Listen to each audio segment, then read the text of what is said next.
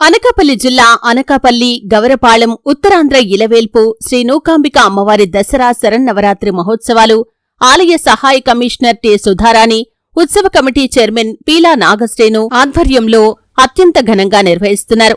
ఉత్సవాల్లో భాగంగా అమ్మవారిని దర్శించుకునేందుకు అనకాపల్లి జిల్లా కలెక్టర్ విజయకృష్ణన్ ఆలయానికి విచ్చేశారు. ఈ సందర్భంగా ఆలయ సహాయ కమిషనర్ టి సుధారాణి, ఉత్సవ కమిటీ చైర్మన్ పీలా నాగశ్రేణు, ధర్మకర్తలు, ఆలయ అర్చకులు ఘన స్వాగతం పలికి ఆలయంలో ప్రత్యేక పూజలు నిర్వహించారు. ఈ సందర్భంగా నవరాత్రుల ప్రత్యేక అలంకరణకు 11 చీరలను అమ్మవారికి కలెక్టర్ బహూకరించారు.